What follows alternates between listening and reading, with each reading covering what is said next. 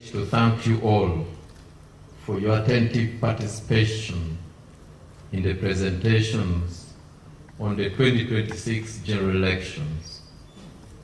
We shall now proceed to the plenary session, which is intended to provide an opportunity for clarification, constructive engagement, and shared understanding. The purpose of this plenary session, ladies and gentlemen, is not a debate, but to seek clarifications, share observations, and ensure that stakeholders have a common understanding of the electoral process and their respective roles. And to guide this session effectively, I kindly request that all contributions be brief, focused, and relevant to the issues presented to allow room for broad participation. As you may recall, we have heard keynote address from Lord Chair. We have heard highlights to the general election roadmap. We have also had security for the 2026 general election paper presented. So I request us to be focused.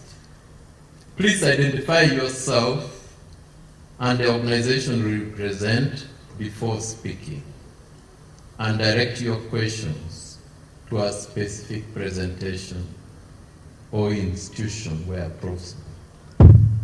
I will take 5 questions at a time, after which the presenters will then respond. And I wish to encourage all participants to engage respectfully and in the spirit of cooperation. And in the process, I ask all of us to remember our shared goal, which is a credible, peaceful, and transparent 2026 general elections. All observers, national and international, are encouraged to raise questions.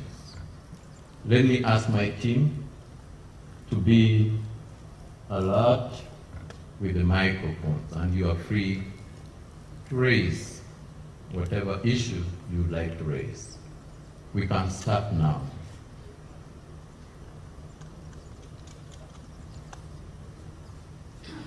Raise up your hand and I'll pick you over there.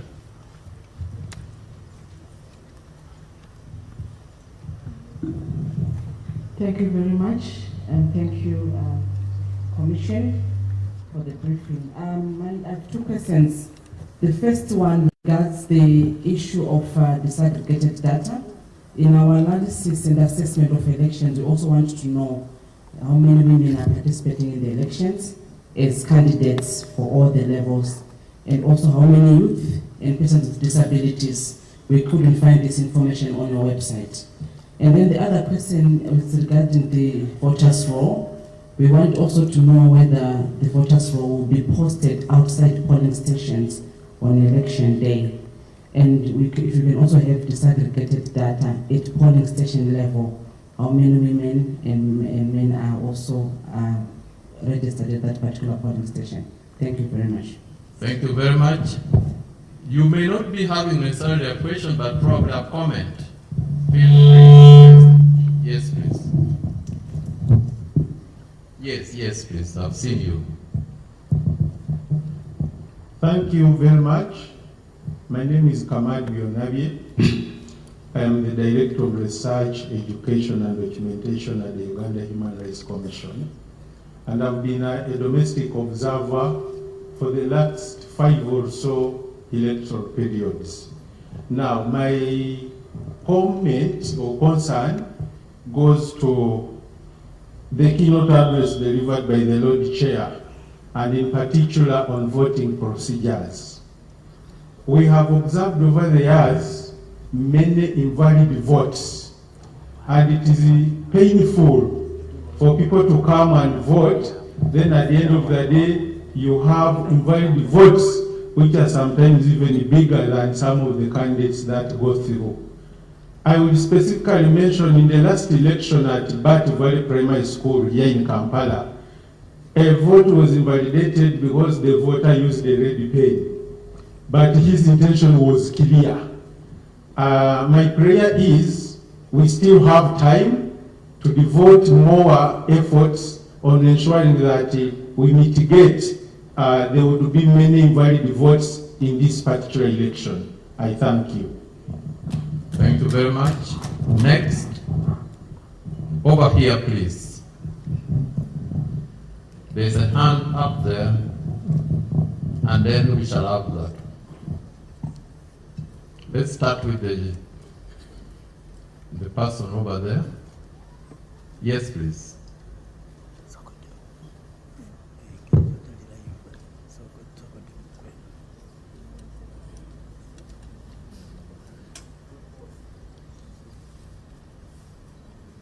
Protocol observed. Thank you very much for giving me this opportunity to ask a question. I want to mark the different individuals who were present here, that you should be aware that we do have youth with disability who will be part of this observation, election observation activities. And we should also try to put into place that inclusivity is there by including sign language interpreters during the exercise. My name is Imalinga Dewo. I'm from Show Abilities Uganda, the umbrella organization for youth with disability. Thank you very much. Thank you. Thank you very much. We have the lady over there.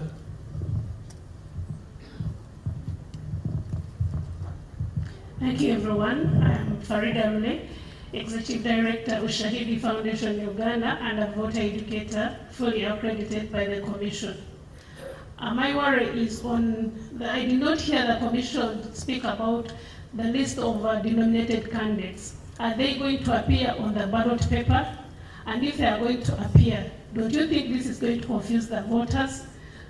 Because most voters will come thinking that their candidates are still on the ballot paper.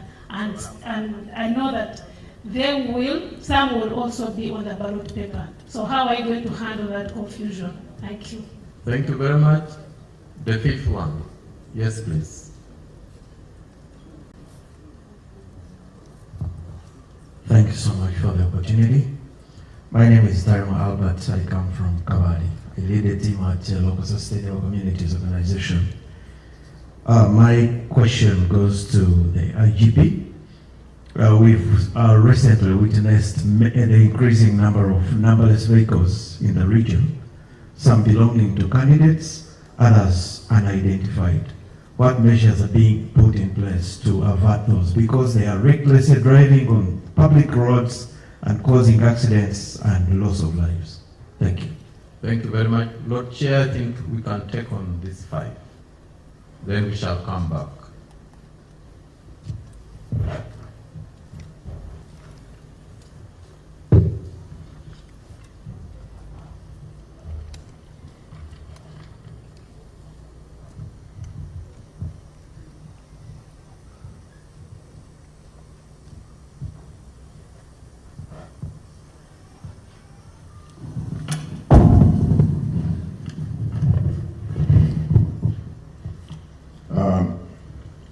Thank you, Commissioner Anthony, and distinguished participants for the questions you have raised or comments.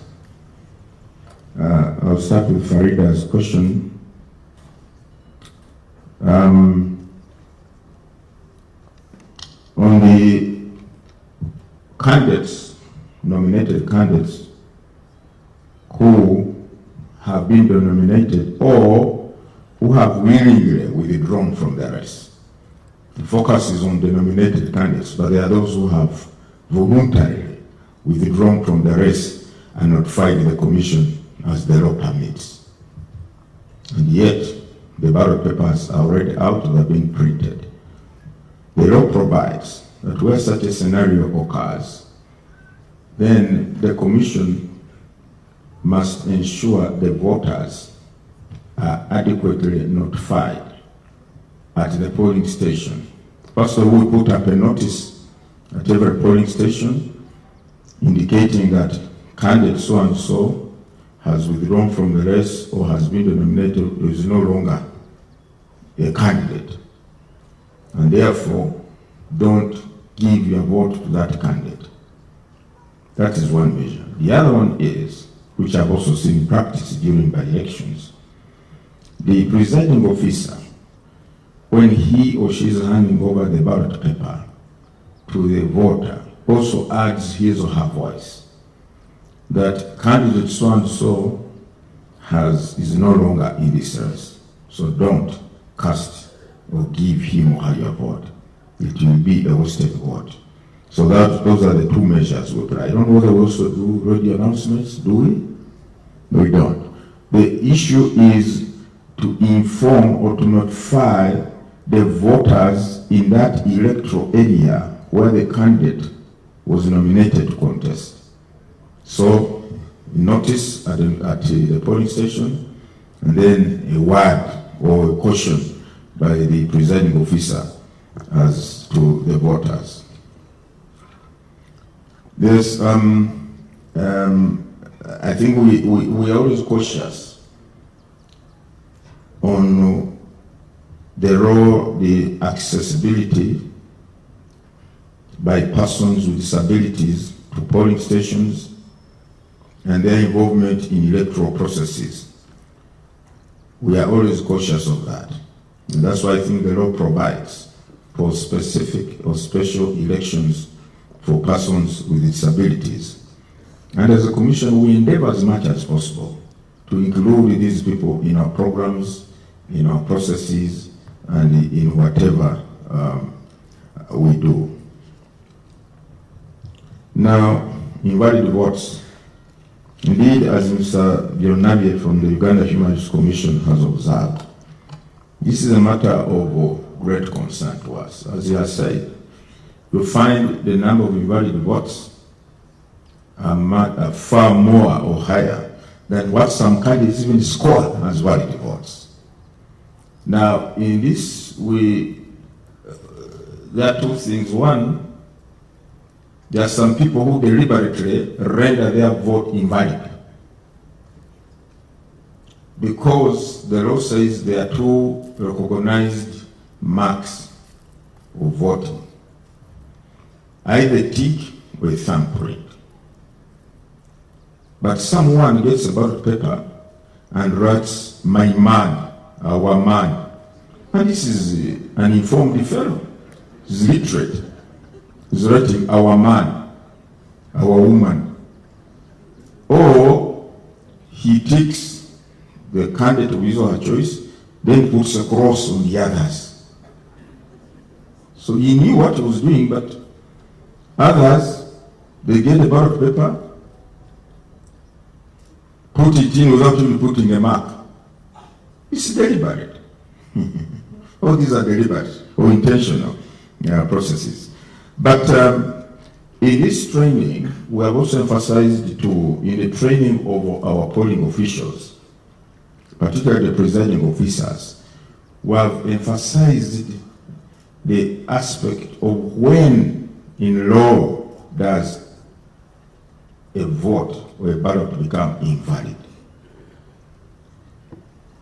There are on occasions where the voter puts the tick or the thumbprint in the box bearing the photograph or the picture of the candidate, or the symbol, or the name, and not the designated box where the tick is supposed to be. And some presiding officers, we understand, have been declaring this invalid. Yet the law is very clear that a vote is not invalid for reason on account of the mark not being placed in the prescribed area or space. If the person, the voter puts the mark or the thumbprint on the picture of the candidate, or the symbol, or the name, the law says the intention of the voter can clearly be discerned that he or she intended to vote for this candidate. It's not invalid. So the aspect, the emphasis on training, I've talked to my field officers and they have told me they have emphasized this aspect, that they should not render or declare a ballot paper invalid simply because the person did not put the mark in the designated space. But also, from what we have observed, because as I said, my colleagues and I, during by elections, we've been in the field. The crowd of people around seem to overwhelm at times the officials managing the process of counting. Our process here is so transparent. I don't know whether it happens in other countries. The presiding officer gets a ballot paper and shows it to everybody. Then the people around they shout, "Oh, that is invalid," in the local language. Kafu, invalid. Now, because it is a crowd, the raucous is so high. At times, the presiding officer gets. I was there. I was around one time. I think I was at one of the polling stations in one of the by-elections somewhere. It was a rural constituency. I happened to be around during counting. The voter had placed the tick outside the margin of the box where the tick should be. This is the box where the tick should be. The tick was outside the box. The crowd shouted, "Kafu!" I said, even though it is placed outside the box, but you can see it is within the line of the box, but outside the box. So really, the intention can be discerned. So, but that's when the presiding officer gave some courage and said, "Oh yes." But the noise, the voices of the people around had intimidated him. So that's why we are saying we need to have some kind of control on who should be around the polling station. That's why we are saying, and we have tried to explain this. When we say, I think it's better for people when they have voted, although the law allows them to keep around, first give space for other voters to come. Leave a peaceful process to take place. Just because, of course, all of them are actually invalid. So we have emphasized that point in our training programs, that the law provides as long as the intention of the voter can be understood or discerned, even though the mark is not placed in the right space or box, that is not an invalid box. Thank you, Mr. Bionabie. We shall again emphasize it over these remaining few days, so that on 15th, the presiding officer, should be in position to distinguish between what is actually invaluable. Invaluable is where the tick crosses from one box to another. That is clearly valid. From one box of this candidate to another box, that is invalid. Or the thumbprint somehow crosses from one box to another. Then you can't tell the intention of the voter. Was he voting for this candidate, the one below, or the one up? That one is different. Now, the register, the voters register, the law provides that every candidate or political party which has presented candidates be given a polling register. And this polling register, the candidate or the party is supposed to produce more copies or photocopy. The register relevant for that particular polling station, and give their agents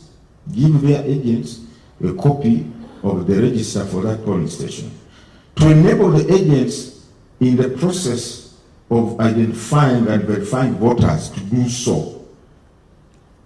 The other polling register is with the presiding officer, who has it at that table, and in the event that the voter has not come with the national ID or voter application slip, which have a barcode, which is supposed to be scanned by this kit or machine, but the person is a registered voter.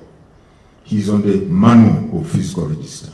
They can now go to the manual register, look for his particulars or her particulars, then go to the BVK once he or she has been confirmed to be on that polling station. So the register, we have it displayed or open.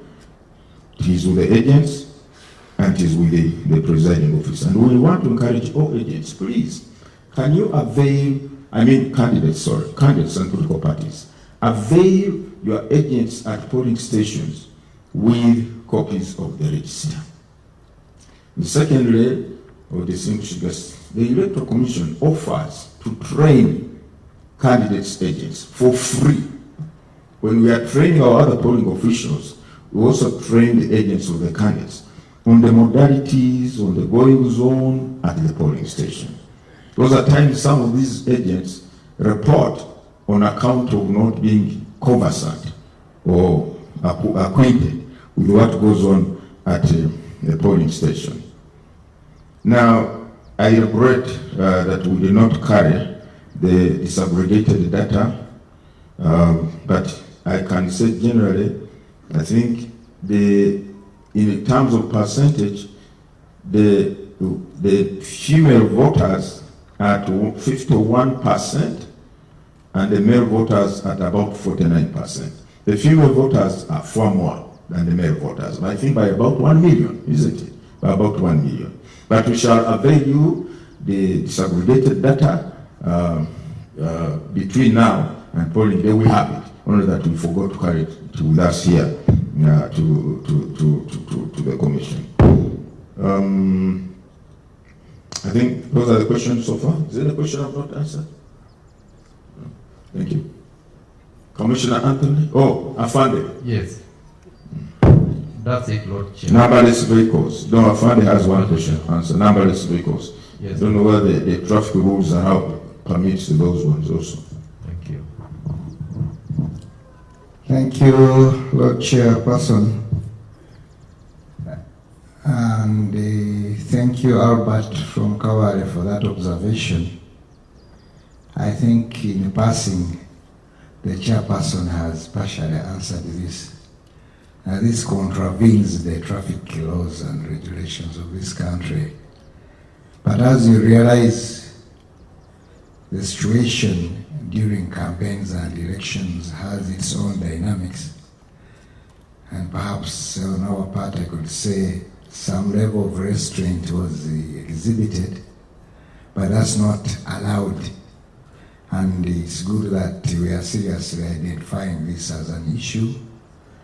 We shall have more efforts and processes to ensure that this does not occur, because eventually it could also bring us some other unwanted situations where you can't properly identify the motor vehicles concerned. I thank you very much. Thank you very much. Lord Chair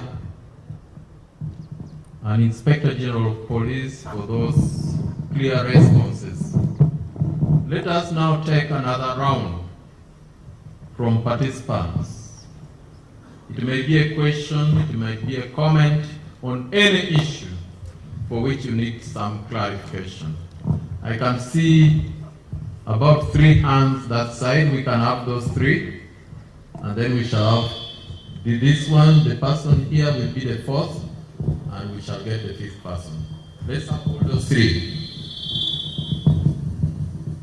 Thank you, Commissioner.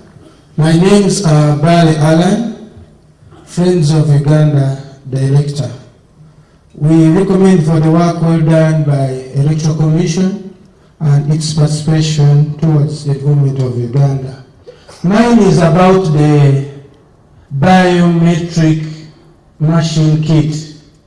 We are just inquiring, in case of any failure of the biometric machine, how can we overcome that during the process? Thank you very much. Thank you. Next. Of the three I picked earlier.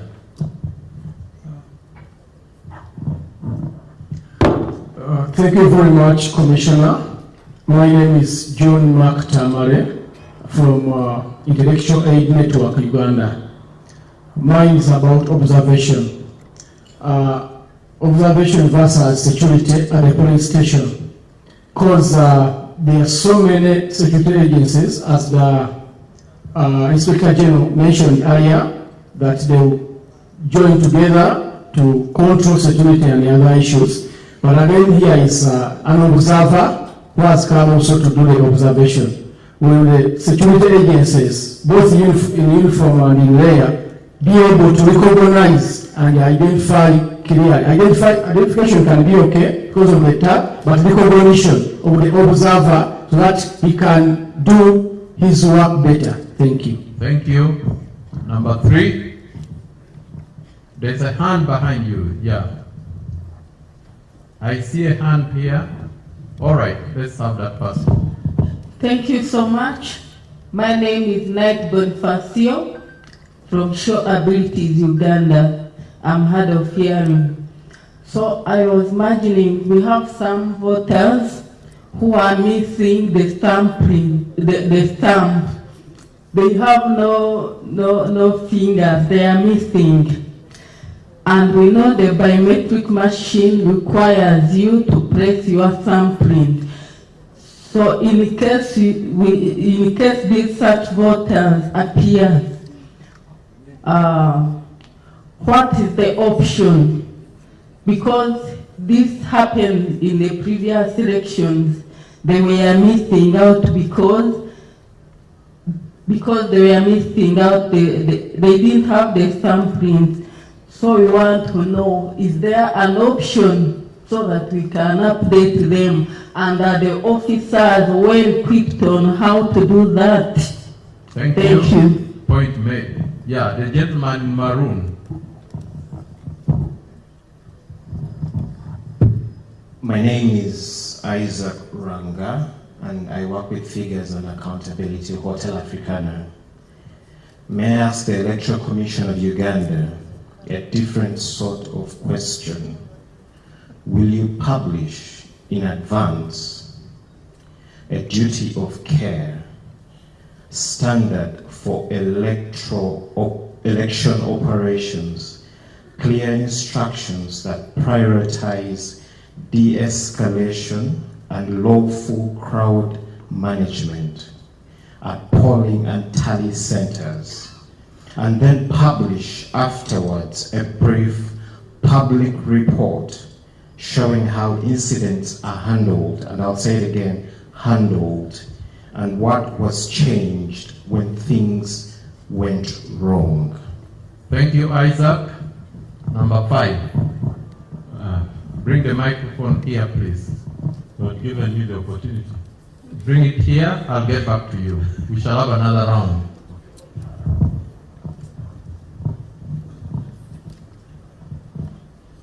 Yes, please proceed. Take the microphone.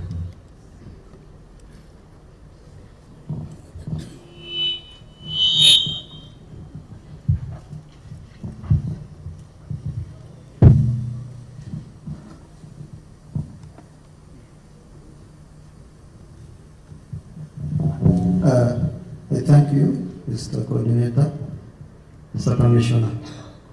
My question is going to the IGP. When he was giving his speech, he affirmed that there is going to be joint security operations. The Constitution gives Article 1.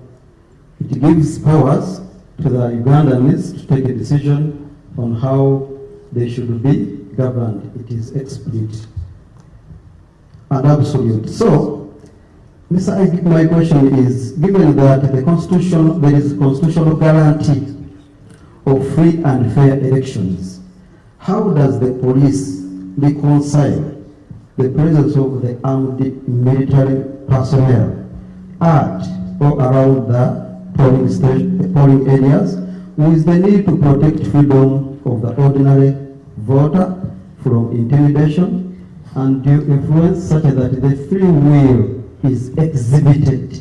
We have an environment that is not intimidating an ordinary voter. I thank you. Thank you very much. Lord Chair, these are 5 interventions.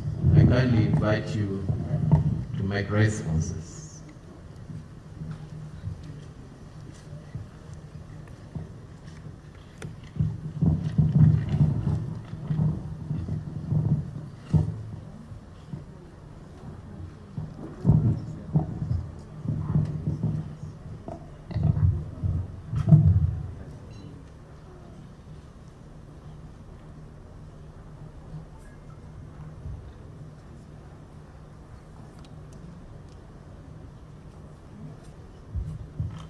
Thank you very much.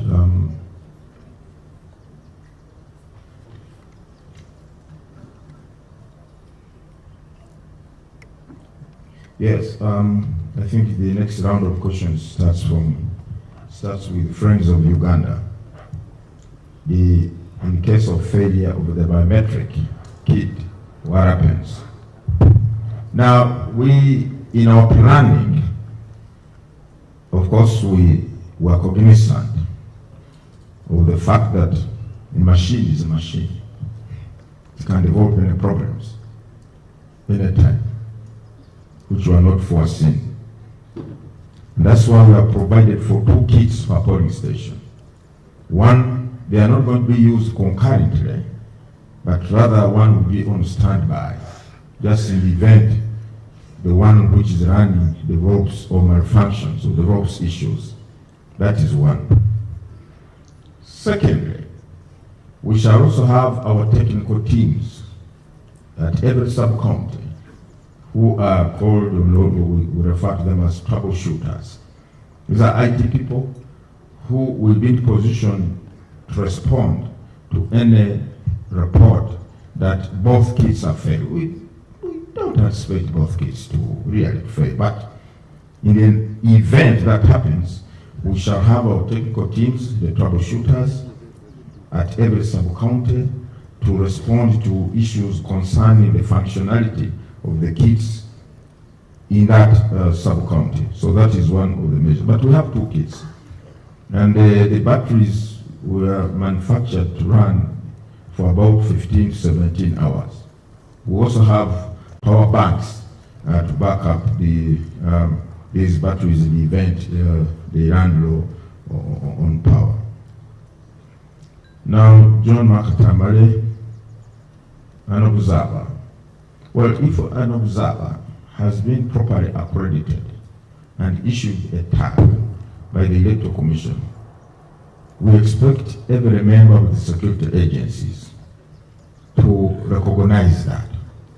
To recognize that this person or this individual has gone through a due lawful process accounting for his or her presence at this polling station as evidenced or proved by the tag issued by the Electoral Commission. So I think the IGP is here. I believe this point was raised in your absence. I think you were around, you had stepped out. Okay. I think also say something about this. Our security forces or personnel who are going to be deployed at these polling stations will have to be sensitized strictly. I always say, as a commission, we say, when you are enforcing the law, you must make sure you are not breaking the law. Show abilities. In this, what if a voter does not have an amputee, no hands, and therefore no fingers? The other day during the hearing of the petitions, I think there was one lady who came with, she was a rapper, no fingers, but was said to have signed a form or something like that. Now this one goes to a polling station, we have said this system is different from the one we used in 2021. 2021, the system could only confirm or identify voter using the thumb, the fingerprints. This one has the facial feature for facial. They will take the photo, the picture of that voter using the camera. Even if one is visually impaired or blind, the person has a face. They want to believe each one of us has a face, whether you're visually impaired, whether you're what, you must have a face. So if the fingerprints cannot read, then the facial will address that shortcoming. So that should not be a problem. Then the other issue was on Isaac. I don't know that I understood you, I must confess. To advance a duty of care. Yes, we owe a duty of care to all our voters. And that's why we go out of our way, because the power of the two citizens under Articles 1 is sacrosanct. It must be guarded, it must be protected. The voters must be enabled to approach the polling station without any fear, without any intimidation, without any obstruction of hindrance, and cast their votes. That's why we are coming out strong on this business of people keeping around the polling station when they have cast their votes for 6 hours, 7 hours. You know, from experience, we have seen they create an intimidating environment in some cases. One voter told me, I've been telling this story, in 2021, he was told that polling station I'm going to vote from, there is chaos. Some people, some young people are on the road, when they see you and they perceive you are not going to vote for the candidate they support, they create an intimidating environment and threaten you. So this voter said, if that be the case, I better go defensive. So he got a hammer, a real hammer, metallic, put it in his jacket, and went to the polling station. When they tried to confront him, he said, before you kill me, I will die with one of you. He pulled out the hammer. And that's when I think they gave up. Now, we want to avoid all these kind of scenarios. Some people are easily put off by any semblance of chaos or intimidation. The women, the persons with disabilities, the elderly, they are put off by all this. So that's why we are saying, let us create space for every eligible voter to come and cast his or her vote. Let us be respectful of other people's rights. Don't block the roads. In any case, some of these polling stations are so, you will see your distinguished observers. Some of these polling stations, especially in Kampala or some urban areas, are in congested areas, squeezed areas, to the extent that even observing the 20-meter rule may not be realized. And mind you, in Uganda, our booth is open. We don't have to close the booth when we are polling. Our booth is an open basin, in open space.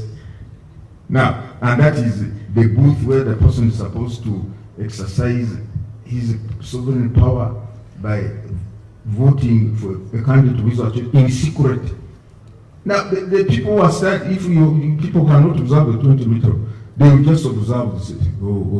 So this one is voting. I can see he's going for the last person on the list, on the ballot paper. We can tell that, okay, we know. So we are saying to safeguard the sanctity of a secret ballot, to avoid unnecessary tension and commotion at the polling station. Mind you, these supporters, these people are supporting different candidates. They are supporting different candidates. And many of them are so animated about their candidates. They are so worked up by their candidates. They are so supportive of their candidates. They don't want anything to stand in their way or the way of their candidate winning this election. You put these people in one location for 5 hours, 6 hours. Who will contain the situation? You think even Afghanis, people might get overwhelmed in that situation. Because we are talking of 50,739 polling stations. All of them running at the same time. And each polling station has on average 600 voters. Some polling stations are what we call polling centers, which were split from, say, voters whose names are in this alphabetical A to M, one police station here, another one about 5 meters away, another one about 10 meters away. They are all in one location. If you have about 4 of those, or 5 polling stations in one center, those are about 3,000 voters. You tell 3,000 voters to remain within a radius of 20 meters from the polling station. 3,000 from morning to evening to counting time of votes. And you expect them to remain organized, orderly, tranquil, civil.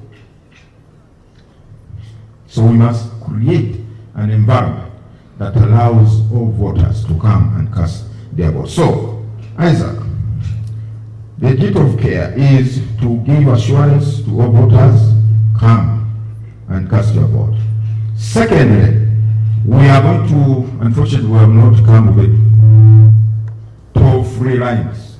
We are going to give the public toll-free lines on which there will be, we shall have a call center which will be manned by the commission and other members and other people, other agencies.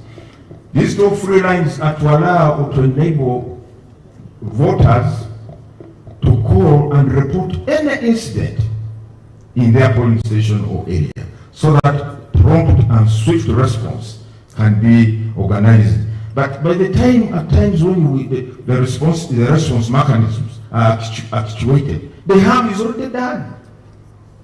We have gone to polling stations by elections. By the time the chairman gets there, they have already destroyed the box.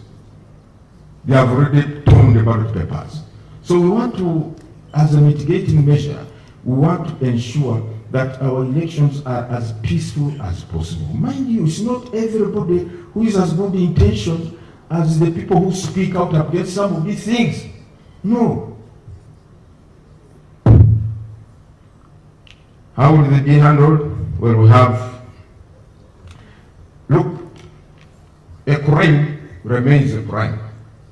And our electoral laws are full of conduct that amounts to crime during the elections. And we appeal to the citizens, to the people, to report any conduct that is tantamount or that amounts to commission of a crime, so that the perpetrators can be brought to book by the law agencies. So that is one of the things we must deal with, the people who perpetuate these crimes or offenses during our electoral processes. And I think you raised something, somebody raised the issue of the environment that is not intimidating to an ordinary voter. Let me tell you, this is largely created. This environment of intimidation, fear, harassment is not created by any other person, but our people, either who are supporters or who are voters, who hang around this polling station after they have cast their vote for many hours. So that's why we say it is not for ill or ulterior motives the Commission is proposing or urging people create a room for others to come and vote. You can, the agents for the candidates are there. The agents for the candidates are there, and according to the law, their role is to safeguard the interests of the candidate or candidates at that polling station. We have 8 presidential candidates. Those are already 16 agents inside the polling station, lawfully mandated in law to be inside the polling station. We have, in many areas, we have not less than 5 parliamentary candidates, or even 10. In Kampala, I'm told some of them have 20 parliamentary candidates. Those are already 40 agents, plus 16 agents for presidential candidates. Those are already 16 voting protectors, safeguarders, and so on and so forth. So, for goodness sake, to avoid these unforeseen circumstances or unforeseen developments or scenarios of chaos erupting, it happened in 2021. I was telling the excellencies, the ambassadors the other day, that in 2021, there were some polling stations whose results could not declare. Why?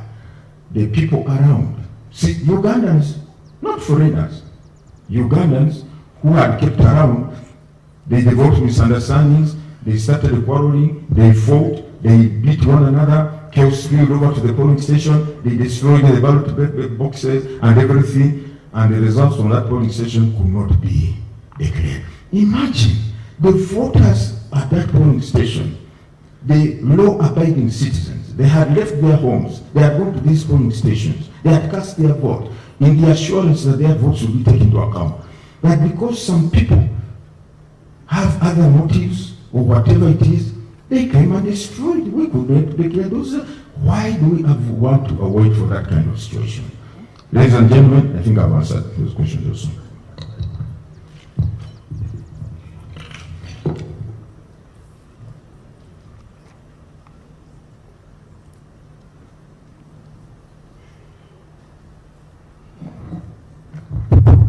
Thank you very much once again.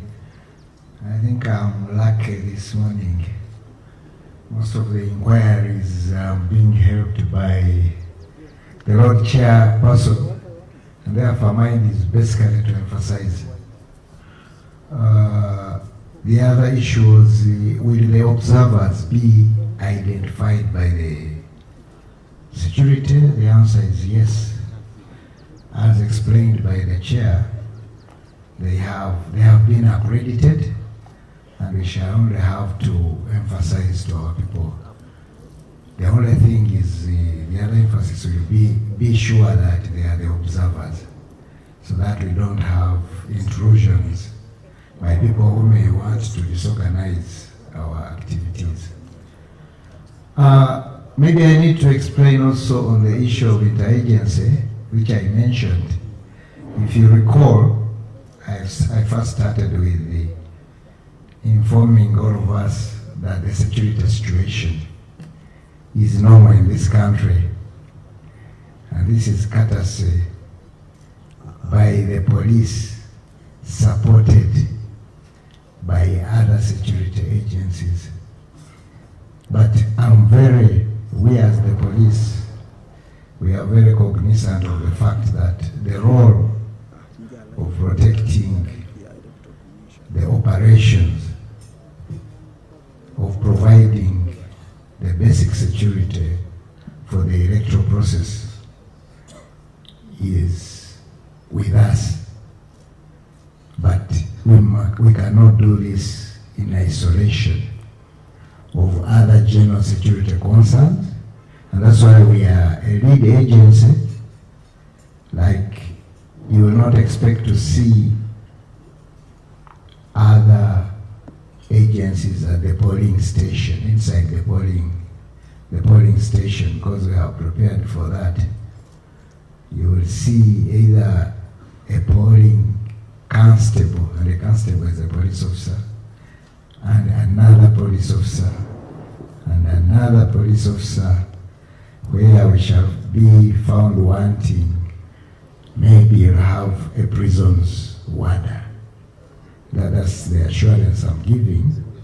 But also, I also want to add that the presence of other sister forces outside the other spaces should be an assurance to all our people that there is security around, led by the Uganda Police Force. I hope this one is taken clear. I mean, is properly explained by me.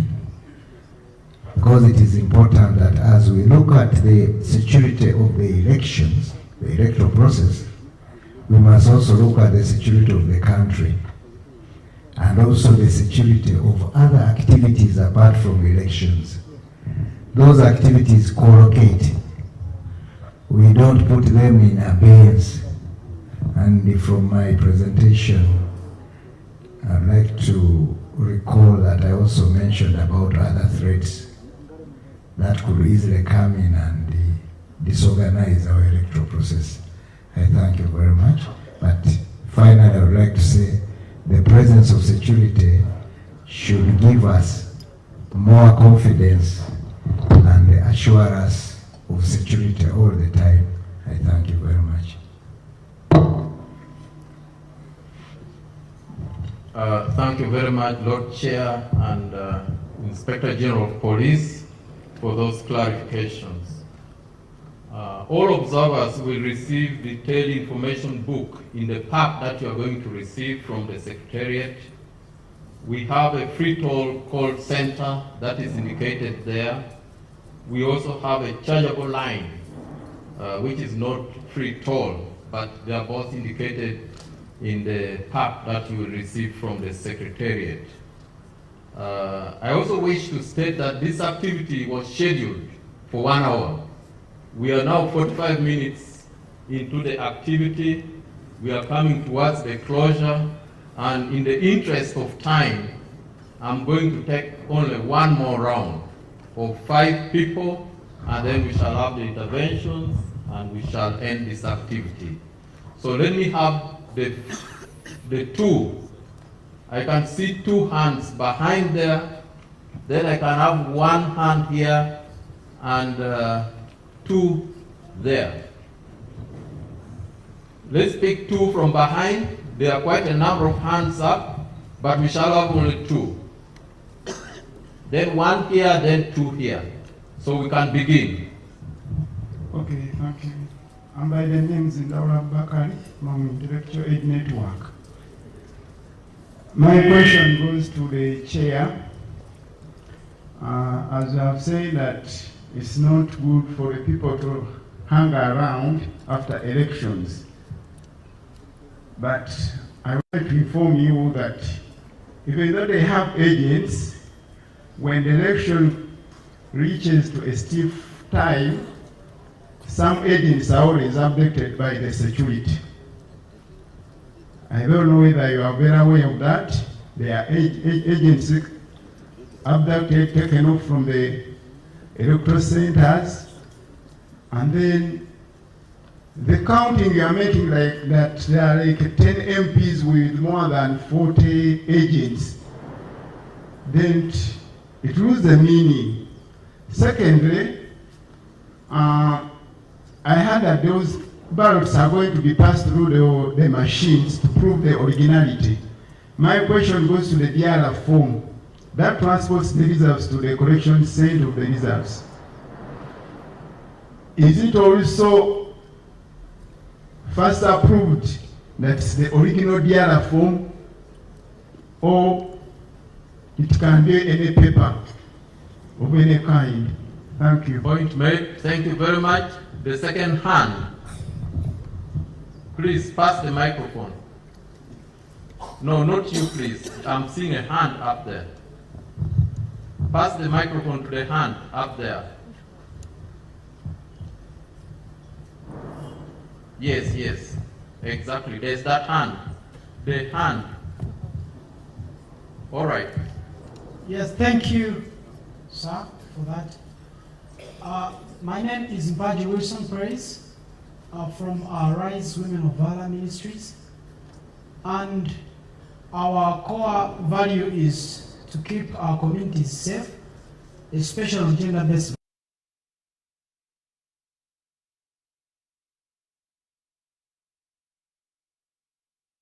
Polling assistants and presiding officers in the election. And some of these are young women, some of them are older women, but when we do the tallying of the votes and counting, the process ends a little bit late. And we want to know the safety of these women as they go back, because some of our areas are in the very remote places and they are not safe to travel alone in the night. So how safe are women from that? Because remember, they have already taken time and they are intimidated, whether they are favoring someone or not. So how well are they protected? Thank you. Thank you. There's a hand near the camera, the hand which is up there. Let me use my prerogative to give him an opportunity. Yes, please. Thank you. My name's Mwenye Hashim from Society for Peace and Environment Political Party. Mine goes to the chairman.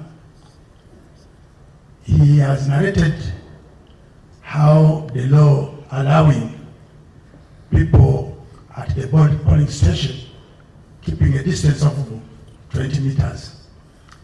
That somehow, even if it is the law, but it is very disturbing. He narrates that in 2001, things were not good. He is also 2021, yes. And then he fears that the same thing is likely to happen in this coming election. I'm trying to advise him that let him take this to Parliament so that the Parliament can create a law which can say after voting, let people keep a distance of 1 kilometer. Better than him here narrating and lamenting, breaking the law, and he has taken a lot of time on that. So let's expect that during these 5 years, table this to Parliament so that a law can be put in place. Point made. We can have the person here. Yes, please.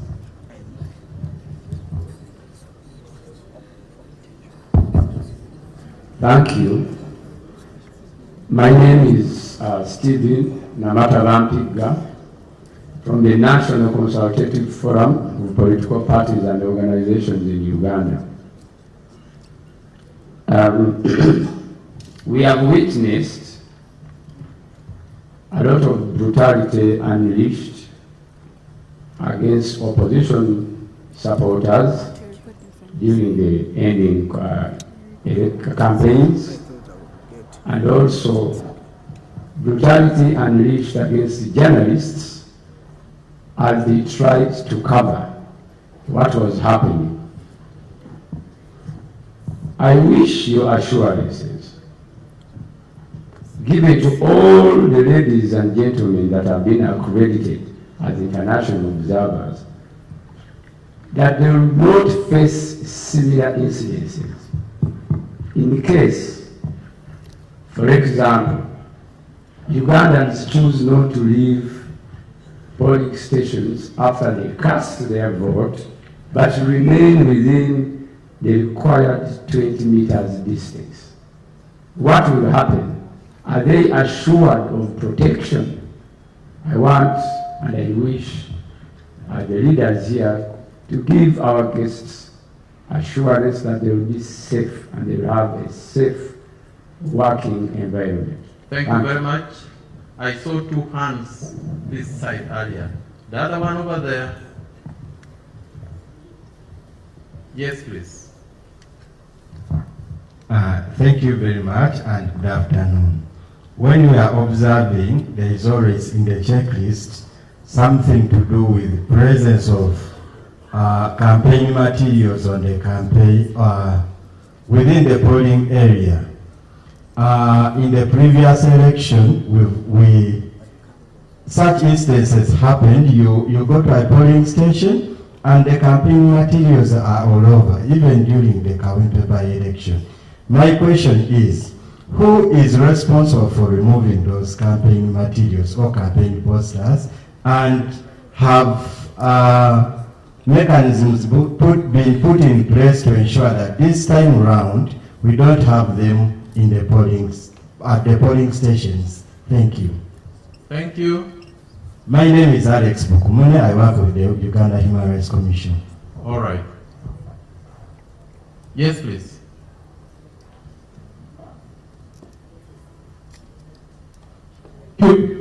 Thank you very much, moderator. My name is Omara Akwita. I'm a commissioner at the Uganda Human Rights Commission.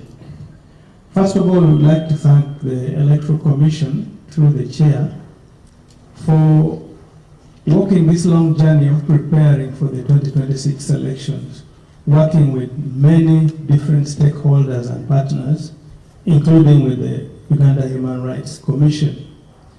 The Uganda Human Rights Commission will be deploying 121 observers across the country. And they'll be deployed out of our regional offices, 12 of them which are in the country. maybe for the information of others, the 12 regional officers, if I can mention them quickly, Arua, Gulu, Lira, Soroti, Jinja, Masaka, Kabale, Fort Portal, Hoima, I think the Moroto. So we will be having these 121 observers also out there. Now our question is, how many polling officials will run the elections? And how many polling officials do we expect per polling station? This is what we just wanted to know. I wish to thank you very much. Thank you very much, Lord Chair. These are 6 issues that have been raised by participants. But Lord Chair, due to public demand, allow me pick 2 more, and I'll invite you to intervene. You can see the hands that are up. They are overwhelming. But let me pick the gentleman who stood up without permission to make his comments. Thank you very much. My professor told me in life we don't get what we deserve, we get what we struggle for. That's why I stood up. I've got one question with 3 parts. One is I have taken part in my name is Kennedy Mutenyo from the Democratic Party, the second longest surviving political party in Africa, after the ANC. And I've participated in about 7 elections. Thank you very much, Commission. I was watching TV yesterday and I saw one of the officials in church explaining that when a voter comes, he will get 3 ballots at the same time. Now, from my experience, even if you did nothing, a good number of Ugandans always complain you want to cheat, even before you do anything. So, what happens, because I experienced it in Mbarara myself, you give 3 ballot papers, and this voter walks. If he finds the ballot of the woman MP in the president's box, and then the president's ballot box in the area MP, how you need more explanation on this, because they will think you are cheating. 2, I hope my question is clear. 2, I'm not from the media, but I want to speak on behalf of the media. Some authorities, regulatory authorities, have started dictating to the media what to inform us. We will not be on Entebbe Road at your Tally Center, so we are going to rely on media houses. I would want to hear from the Commission what the media can publish and what they cannot, not another regulatory authority. Third and final is on security, both for you, the commissioners, and we, the voters. I will not mention the name. I was an agent in Kawempe by-election. One of your commissioners seated right there was almost manhandled by some thugs and ordered to leave the polling station. Are your officials safe? Are we safe? If a rascal comes and tries to handle an election official, what happens? Thank you very much. Thank you very much. I don't know whether we have a lady amongst the hands that are up. There is one here, we can create others. Thank you for honoring me. Yes, please. I'm Haiza Rose from Patriotism Uganda. I want to thank you, Mr. Chairman, Electoral Commission, and the Inspector of Inspector of our police, Uganda. My concern still goes to the where the Mr. Chairman Electoral Commission said that we have agents, each candidate has agents, and we, the observers, are there, and some other people. I would request that at least give us a minimum number that should stay at the polling station at a go. Because my worry is if people come and hang around the polling station, we are going to get riots. And the elderly, the PWDs, and the women will not go for voting. Thank you so much. Thank you, Lord Chair. Finally, let's conclude with the voice of a lady again, a lady over here. Finally, please, we have to bring this to a close. Thank you very much for giving me this opportunity. My name is Ruth Makuthu from IEBC Kenya, one of the sister EMBs. I have 3 questions, and one is tied to what the gentleman spoke about. My question was about stray ballots. You will be issuing 3 ballots. So what happens to the ballots that are found in the wrong ballot box? Will they be rejected, or what will happen?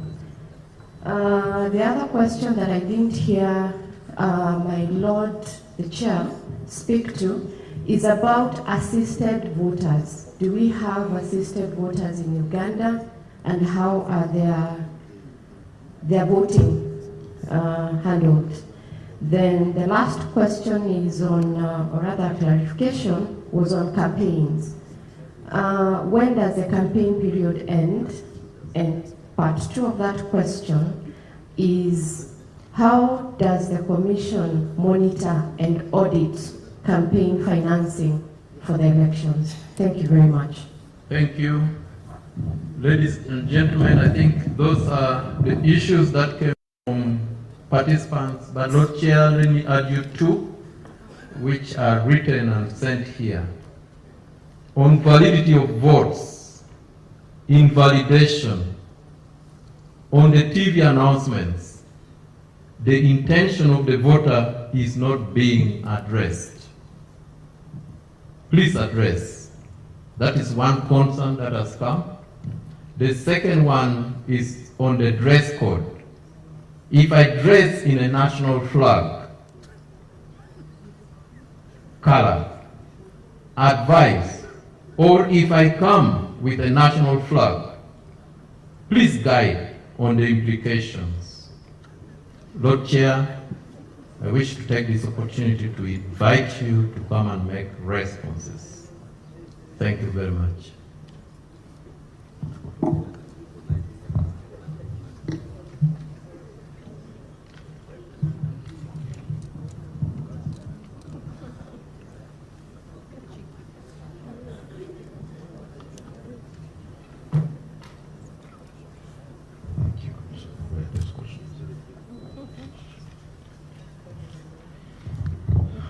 Thank you very much, Commissioner, and I want to thank you, our distinguished guests, for your patience. Thank you so much.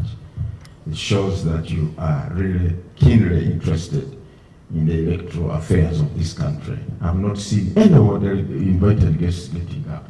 Although we, the hosts, have been moving up and down, but thank you so much. Now, I'll start with the last question, because it might prove a bit contentious. Dress code on polling day. I will start by reading the law. Beg your indulgence. Section 47 of the Presidential Elections Act. It says, in subsection 2, a person shall not, while in a polling station, display on his or her person any emblem, ensign, badge, label, ribbon, flag, banner, card, or device as a badge intended, mark the words, or likely to be taken as intended to distinguish the wearer as a supporter of any candidate. That's the law. Anything, any dress, any object, any banner, candidate's portrait, any flag that might be taken as intended to distinguish you as supporting a particular candidate is prohibited. Now, the issue of the national flag. The national flag is the national flag. But we also know, those of us who have been here during the campaigns, that some candidates have used the national flag as a campaign symbol wherever they have gone.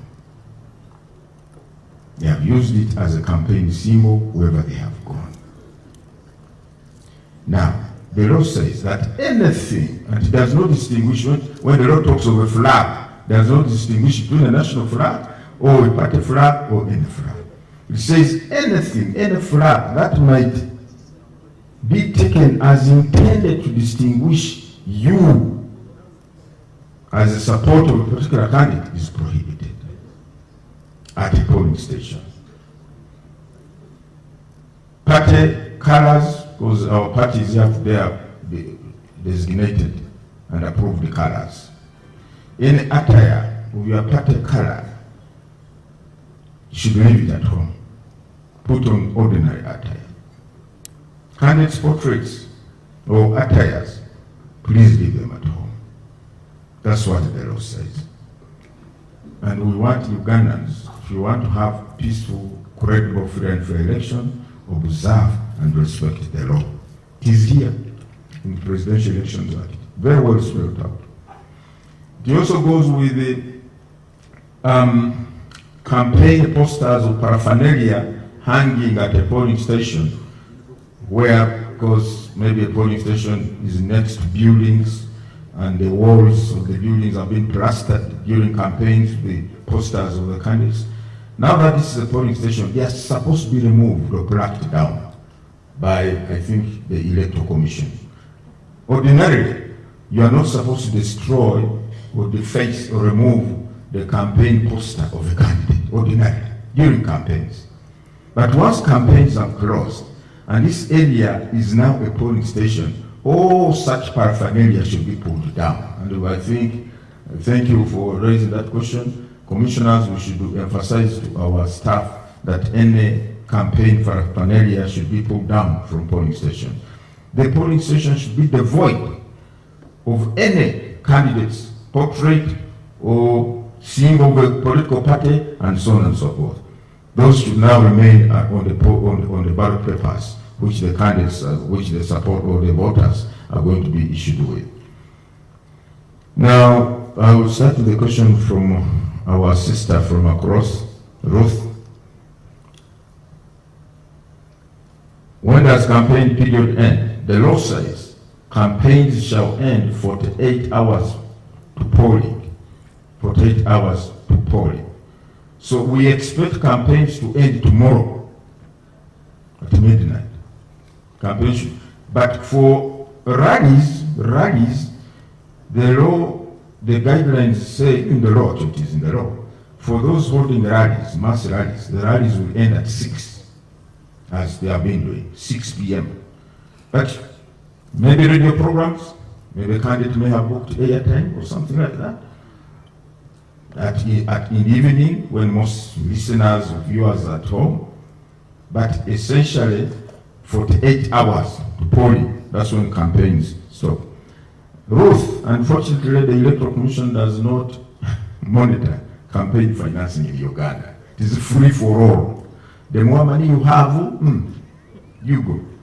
We tried National Consultative Forum endeavored in 2020 to introduce an amendment in the law to cap campaign or political financing. Money, I don't know whether it happens, Your Excellency, I don't know whether it happens also in Nigeria, but in Uganda, the issue of money has really become endemic in our elections. The use of huge sums of money has become a problem, a challenge. And the only way you can address that is by having the relevant legal framework in place. We try to push it to Parliament, National Consultative Forum, where we are members as a commission, try to push it to Parliament. It never saw the light of day, I think for obvious reasons, I think. So it did not come out, so there is no law on campaign financing. Whoever has the deepest pockets goes on. Those who have short pockets, what do we do? You can maybe convince the voters and tell them, please, I have the right ideas. It's not about the money in my pocket. It's about what I'm going to do for you. That's what we are trying to do. There are some also civil society organizations like ACME. I think this one, again, campaign money, something. They also tried to push that amendment. It did not come through. We hope one day, there will be a law to cap for campaign financing or political financing during elections. Then the other issue was, yes, I think they have raised something very, very, very, very critical. The voters on 15th are going to be issued with 3 ballot papers: presidential, woman member of parliament, directly elected. The boxes are different at the polling station. For presidential, WMP, directly elected. The ballot papers are different. We have designed that once the 3 ballot papers have been issued to the voter, 2, because I think the first box is presidential, the other 2 are going to be placed in some kind of polythene, pouch, some polythene pouch.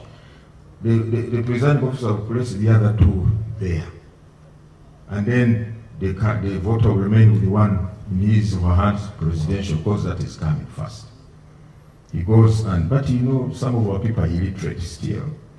They may inadvertently, unintentionally, find themselves dropping the woman member of parliament ballot paper in the directly elected, or vice versa. So what do you do? Is it invalid? I don't think it is invalid. It is only wrongly placed because of the literacy levels of our people. I think we shall have to address that with our people, with our field officers, on how to handle that. Don't simply throw away this ballot paper because it is placed in the wrong box. I think we shall have to. And then on these remaining days, we are going to have many radio talk shows with our field people to emphasize the need. But the voters are also going to be assisted. There will be somebody assisting them, telling them, no, this one is you are supposed to, this one is the one for women, member of parliament, woman member of parliament, and the other one is for male. We shall put in place a mechanism that avoids all this. But assuming a ballot paper finds itself in the wrong box, in my view, that ballot paper should not be thrown away anyhow. Yes, Rose, yes, we cannot, unfortunately, we cannot prescribe the number of people who should be at a polling station because those numbers are prescribed in the law. For instance, if the law says each candidate is entitled to 2 agents, if there are 20 candidates or 30 candidates, you cannot restrict them to 1 agent, no. They just have to be 60 or 70 or whichever number, because the law allows them to do that. So that is one of the things, and that's why we've been emphasizing. If you have this army, this battalion of agents at the polling station, moreover inside, why do you need this hangar zone 20 meters away? What? So we cannot persuade Sister Rose, we cannot limit the number of people, but even observers are at liberty to get to a polling station once they have been accredited. You're not going to tell what the good thing about observers, they don't stay there for hours and hours and hours rooted to one polling station. But the people who are rooted there full time are the agents of the candidates who are permitted in law to do that.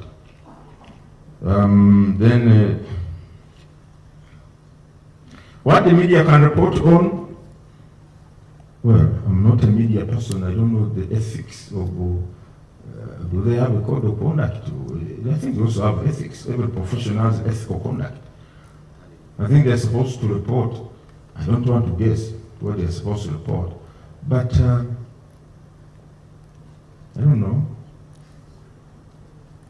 In this process, for the quest for a free and fair election, peaceful election, I think we should try to promote elements, aspects that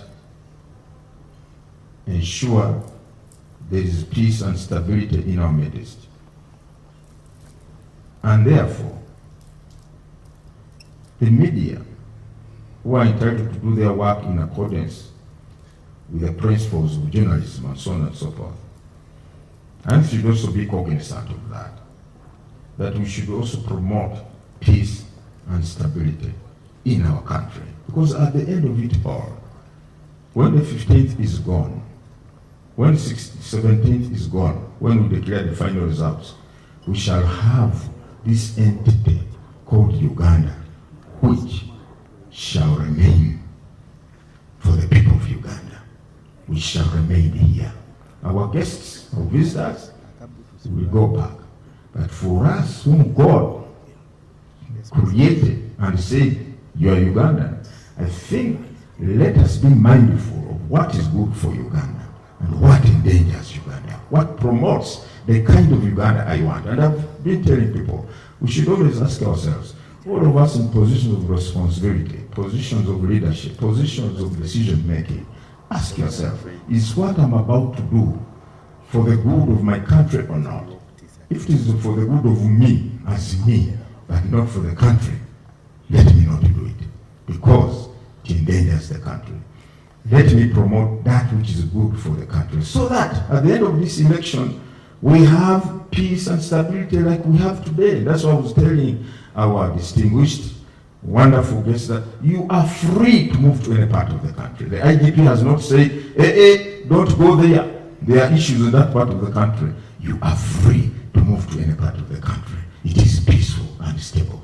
To me, that is the icing on the cake. Peace and stability should not be compromised in whatever way or circumstance. If Erasco tries to manhandle an election official, of course, my brother, what he witnessed in Kawempe was unfortunate. But IGP is aware.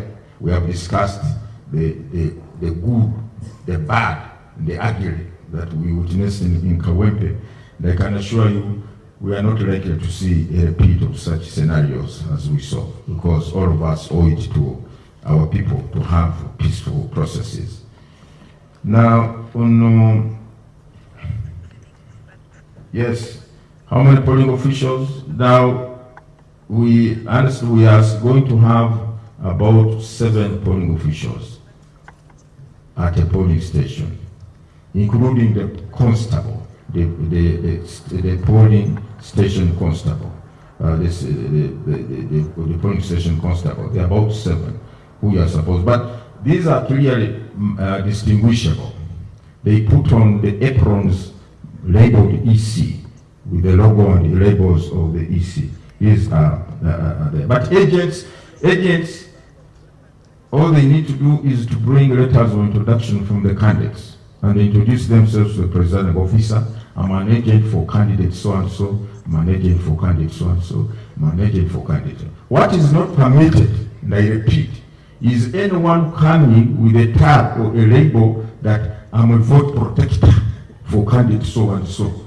The concept of vote protector is alien, is not known in the electoral laws. What is known is an agent of a candidate. So anyone who comes to a polling station with a tag or label of vote protector for candidate so-and-so. When I use the word masquerader, they said they came against me with a brick of tons of a ton of bricks and so on, but that's what it is. Let's have designated people in a law at polling station. Observers, yes. Agents, yes. Representatives of political parties who have been uprooted, yes.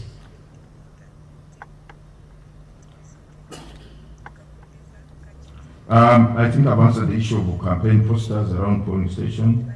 Alex, these should be pulled down. Actually, after campaigns are over, the whole of Wednesday, I think we are going to assign that to our people pulling down these posters, all of them, because there are no more campaigns after tomorrow. No more campaigns. Pull down all these posters at polling stations. But now, if you pull down one under the law, it is an offense for it to be faced or destroy a campaign poster. Not for now.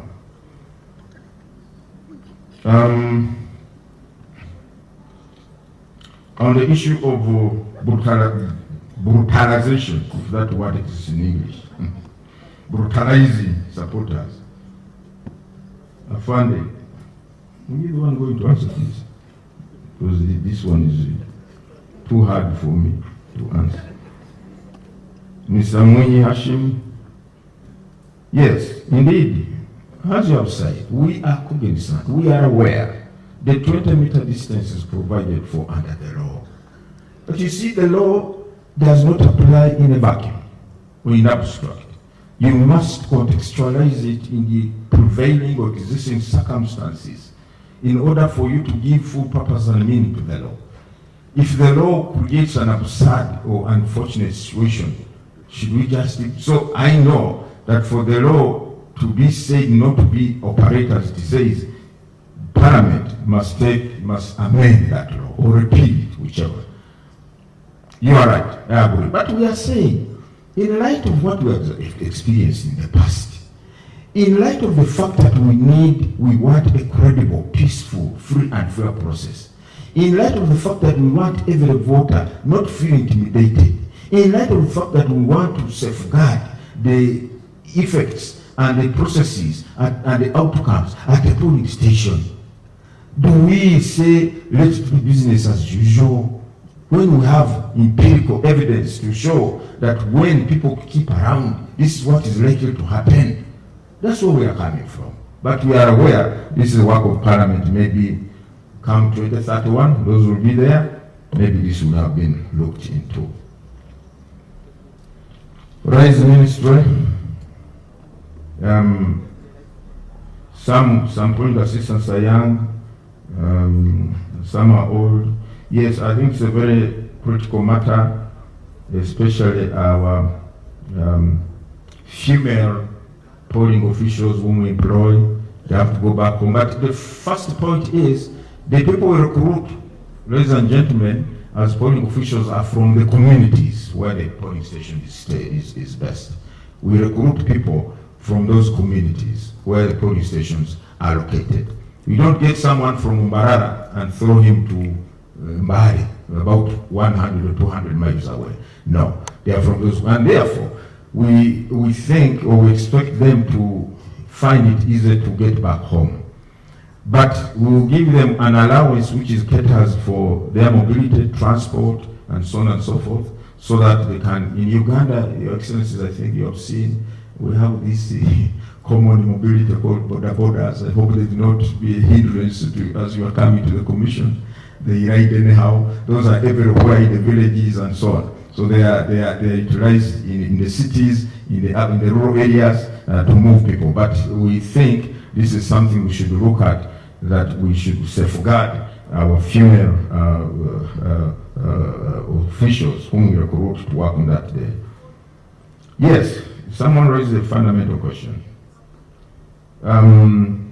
Agents being abducted by security, that's not permitted. An agent is recognized in the law. An agent is recognized in the law. An agent is legitimately, lawfully, and officially at the polling station performing functions that are pertinent to the conduct of a free and fair election. Why should they be abducted? For what? They should not. They can say this unequivocally. An agent who is authorized to be at a polling station should not be abducted at all or arrested. But if the agent is committing a crime, that is a different matter. Because the fact that you are an agent does not place you above the law. But to arrest someone merely because he or she is an agent of a candidate is not permitted. And I think we are going to ensure this does not happen. DR forms, yes, thank you very much. I forgot one aspect. The DR forms of 2026 general elections also have a barcode. They too are going to be scanned by this kit. The DR forms also have a barcode. They are going to be scanned as well by this kit to authenticate them. Now, if any strange DR form finds itself to the National Tally tool, the District Tally Center, to the returning officer, I think it will be sorted. This is something we have to tell you. I think those were the questions now, these written ones.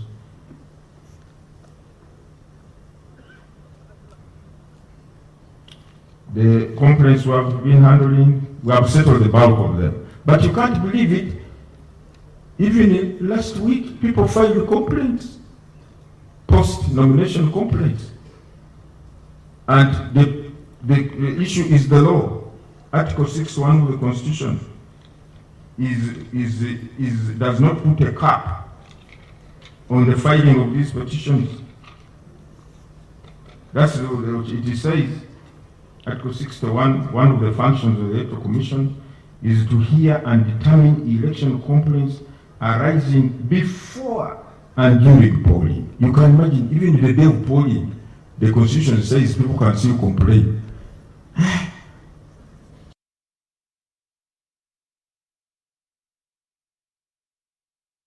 The law does not put a cap on when we should stop hearing them. Even on polling day, we are supposed to hear complaints. Very interesting.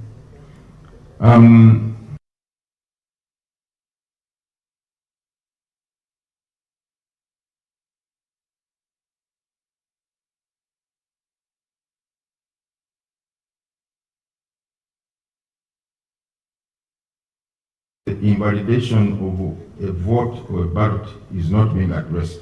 The intention of the voter is not being emphasized. This is what he's saying. I think this is something we have to take up today, tomorrow, and Wednesday. For us, we can go on with our programs. We can go on with our voter sensitization programs, even though campaigns are officially closed. So this is something we need to emphasize. This morning I talked to the regional regional election officer of my region, which I supervise in Elgon, and emphasized this point.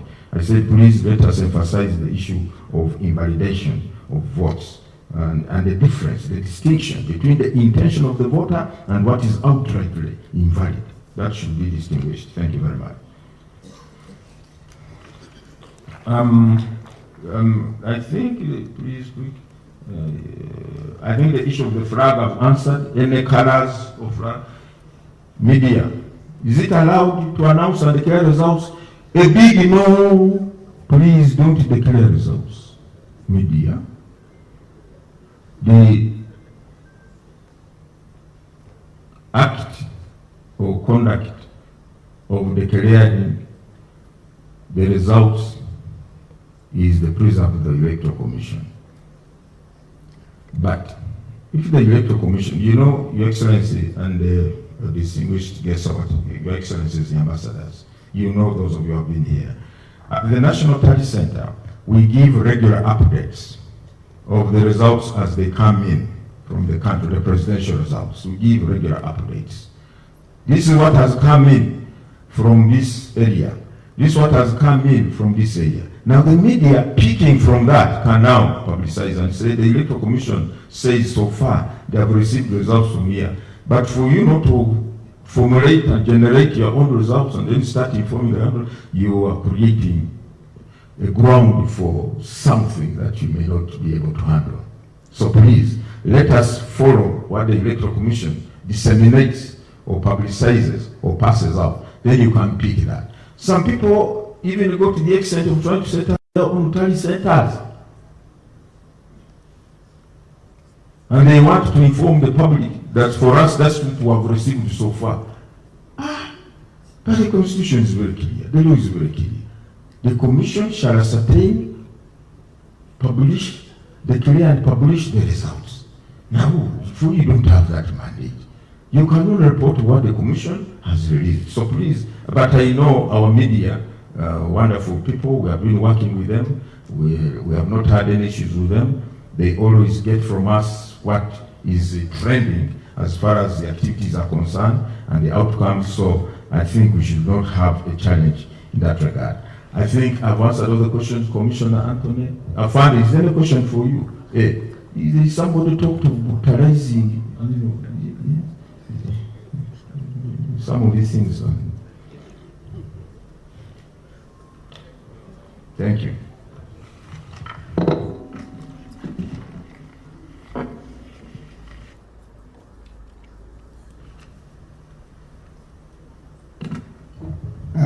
you, Lord Chairperson. I think mine is to make a statement here. Because what most of the issues being raised are very genuine and pertinent concerns of what might happen. I'm also giving you my preparedness about what will happen in the area of security. I've already given my statement to the people of Uganda that I'm going to provide the adequate security required. Definitely, this gives me more energy to do better and do more. Talking about abductions, that's criminal, and abduction, I think, under the law, if you are talking about law enforcement, you would be talking about an arrest. But where there is an abduction, it means the police needs to get concerned and ensure that no abduction takes place. Serious concern about the safety of the women. That's why I stood here and said we are going to ensure that we play our role and ensure that all people are left with free will to exercise their rights, and that we are going to do to our best of our abilities. The other one is the same. Agents mishandled by thugs. Security is required. That's why we have mapped out all these areas, given responsibilities to the different players. But above all, we are confident that the national security infrastructure will not fail to deliver a peaceful environment to the Ugandans. I thank you very much.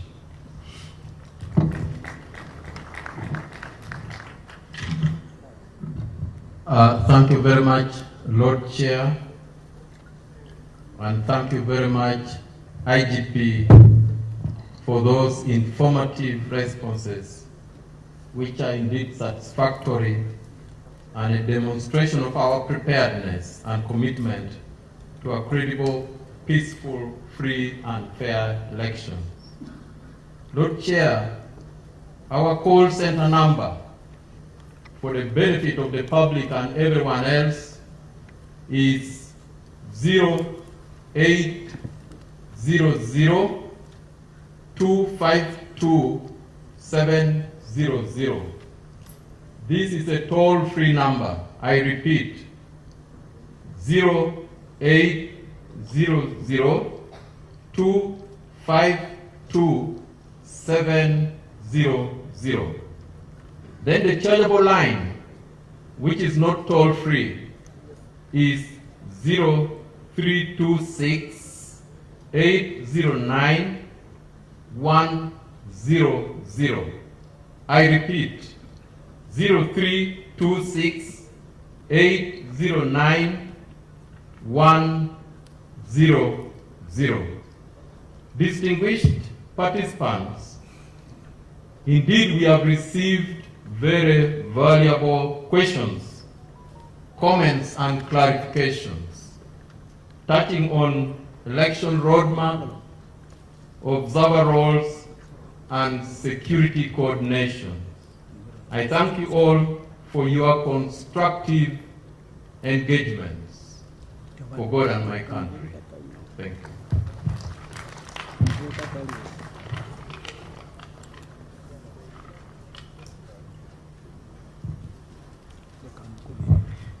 Thank you very much, Commissioner Honorable Anthony Okello, for leading us in this important part of the program of the plenary and the questions and answers and comments, and to all that have asked the questions and the answers that we have received.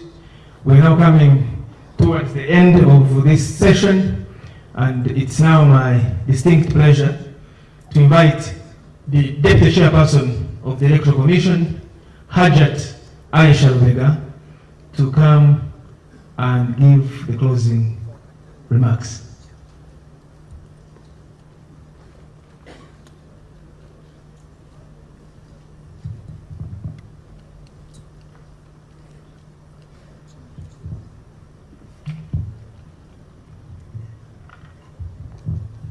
Thank you so much. The chairman gave us a very good introduction in establishing the protocol, and I would wish to associate myself with that. I'm so excited that we're having all of us up to this time listening to what the Electoral Commission has to give to make sure that come 15th, we all appreciate all the efforts that the Electoral Commission has put in place to have a credible, free and fair elections. So I would like to thank you for attending this national briefing, this meeting of observers for the 2026 general elections, and for actively participating in this briefing. I wish to thank the facilitators, the chairman, the IGP, Honorable Tashovia and Honorable Kero, for the presentations that you have made and the issues that have been discussed in the plenary, and I hope we have all benefited from them. It doesn't matter who has raised the issue, we all had those gaps, the gray areas that have been covered through the questions that have been asked in this plenary. I would like to thank you participants for your responses to the presentations and the manner in which you have carried yourself and the tone, the question, the way you have raised the questions.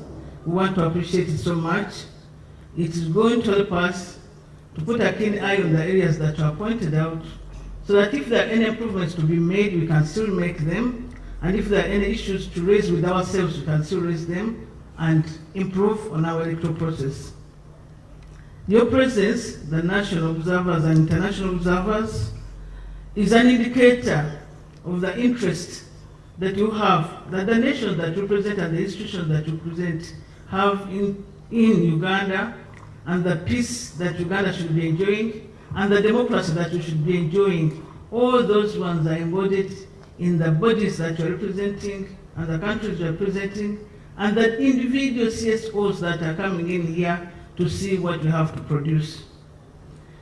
The Commission is particularly pleased to see an increase in the number of national and international observers, and this one is encouraging. We are encouraged that probably there was a lot of civic education done, and we attracted national observers, and we hope that come 2031 we shall have double this room for observers, because it's extremely important when people take interest in this exercise, because this is the foundation of the democracy of the country.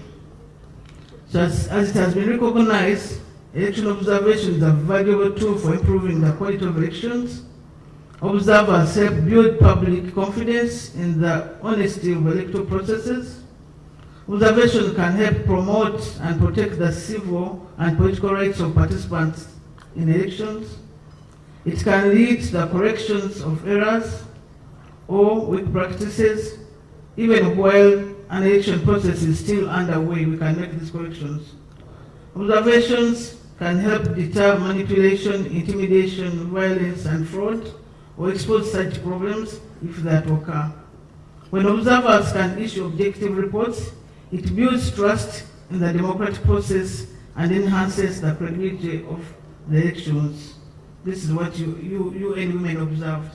So we are looking forward to getting those reports at the end of your observation exercise, because we trust that whatever we have observed, whether good practices or lacking practices, will help us to improve our democracy. I wish to emphasize the importance of reporting on your observation on this exercise, and we give you about up to 6 months to give us a report as observers. The Commission has provided information in a pack for observers, for you to carry with you as you go on to this exercise. It has contacts of our field staff, it has contacts of police, it has the maps of the areas that you are going to observe, and we hope it's going to be useful to you. You are further encouraged to visit our official website, www.ec.or.ug,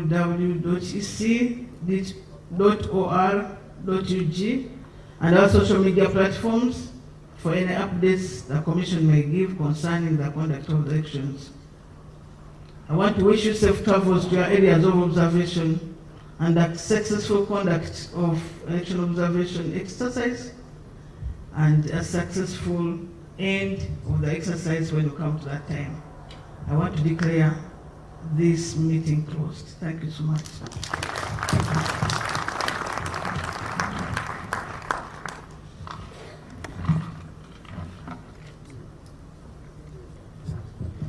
Thank you very much, Madam Deputy Chairperson Hajat Aisha Omega, for the closing remarks. I would like to thank the Chairperson of the Commission and the Commission, the IGP, the Excellencies here, Excellency President Goodluck Jonathan, and all heads of missions and heads of diplomatic missions and everybody that is here, domestic, local, international. We thank you for making the time to come here. Just some last advisories. One, the Deputy Chair has mentioned our digital platforms on which regular information about the forthcoming processes are going to be. The website is one principal one, www.ec.or.ug. The social media handles, X in particular, for quick information, will also be in use, and it is at Uganda EC. That is the X handle. Follow it, because we'll be putting there urgent, quick information that you may need to know as you go in the field to do observation. And you can also receive the comments from there. And again, the toll-free line has also been communicated. Make use of them to keep us informed, to ask what you are seeing, to raise any issues that you are seeing for prompt response. Finally, the Commission has served breakfast. I don't know if it's not breakfast, lunch, both of them into, taken together. And the staff of the Commission are going to guide where you have it from. Please don't leave that breakfast. There are 3 places. The teams will guide. We have a place inside the hotel. We have a serving point on that side. We also have a serving point on the left-hand side.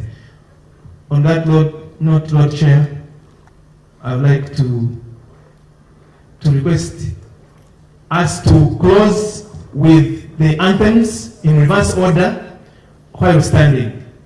We stand and sing the anthems, starting with the East African anthem and ending with the national anthem.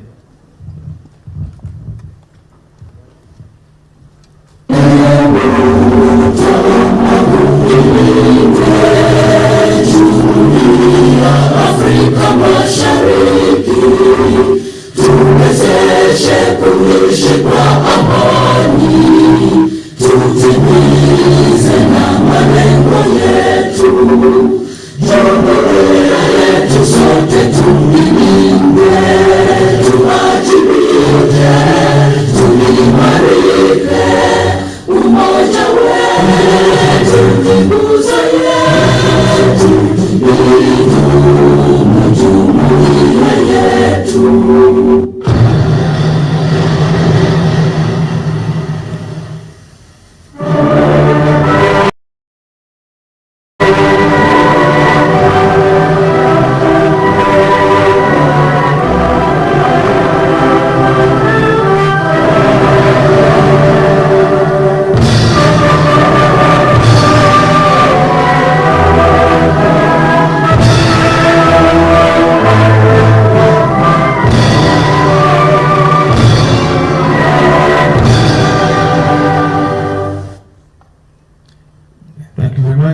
Lord Chair, you lead the high table, and these tables in front, the first 4 tables, you lead them to the serving point and protocol. Please